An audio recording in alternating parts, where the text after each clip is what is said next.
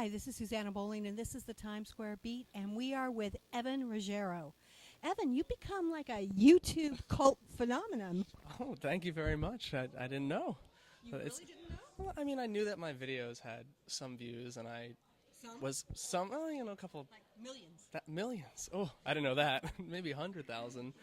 But and I've been doing a lot of traveling and trying to perform and get out there. But that's exciting to hear. Thank you. Now let's talk about the hard questions because I know a lot of people shy away from them, but I don't. How did you lose your leg? I lost my leg by osteosarcoma, which is bone cancer. I was 19 years old. I was in school, and I just had a pain in my right leg. And I thought it was dance related. I grew up being a tap dancer in jazz, ballet, all art forms. And I went and had an x ray taken, and the doctor said, I want to send you to Sloan Kettering in New York City. And I had a biopsy done, and I was told that I had osteosarcoma, which is a primary form of bone cancer. And I went through 8 different surgeries and a lot of treatment. And I was in the operation room one day, and I was having a surgery done, and my cancer had come back. And so now the only thing left to do was to amputate my right leg. And I went through 16 months of chemotherapy after that.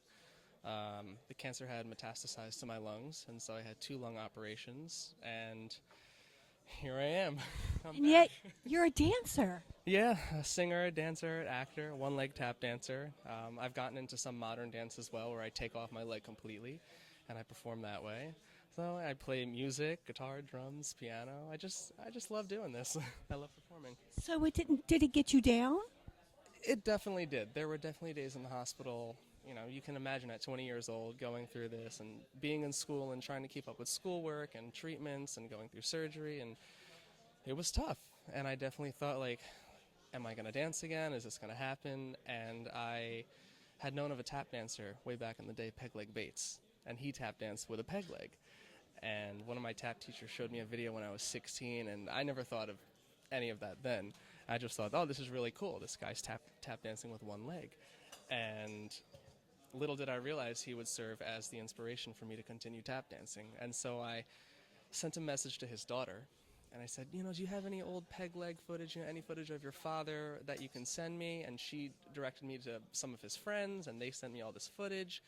And I had my prosthetist make me this peg leg, and it's the same one that I've had since the start. And I just started following what he was doing, and I stole a couple of steps of his, and I recreated it for myself, and now I'm tapping.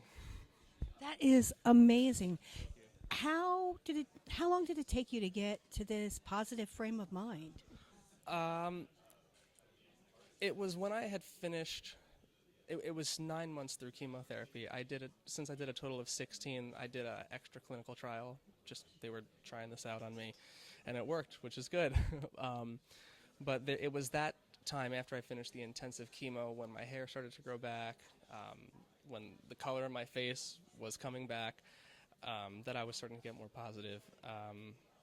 And then I got the peg leg, and I started tapping again. It was 2 weeks after I finished my last treatment that I was tapping. I started out by doing little shuffles and flaps on my left foot, and then I started to drop in my peg leg as more of the bass. And I thought about a time step that has 6 sounds to it. So like step, hop, step, flap, step.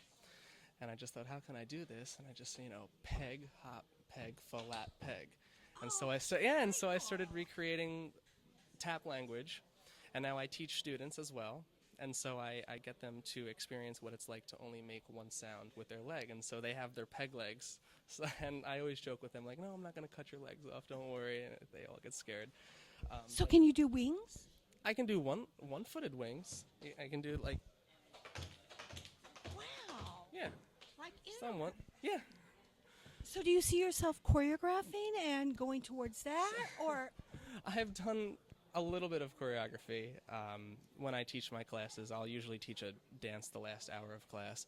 And it's cool, and it's good. It's different. And for dancers with 2 legs, it's a lot more work for them, and they feel that on their right leg because they're only using their heel.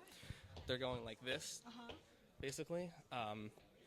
So to be dancing like that for a full 2 minutes is a lot. Yeah, it's tiring, and I don't want them to hurt themselves. So I've done little things here or there, a couple counts of 8 to get them excited and get them feeling what this is like. I haven't thought about any full choreography though. I set choreography on myself sometimes, which is good. But I just love. A lot of times when I tap, I always play with my band, and I'm always going off of them, and I'm always kind of doing improvisation.